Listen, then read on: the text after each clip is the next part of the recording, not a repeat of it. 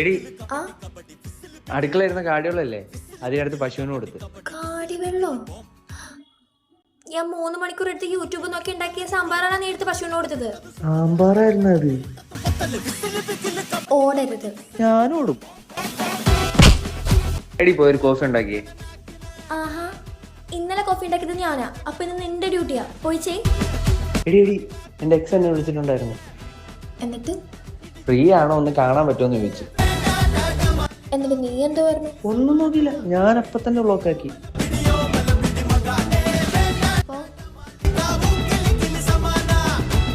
അവളുടെ നമ്പറോ?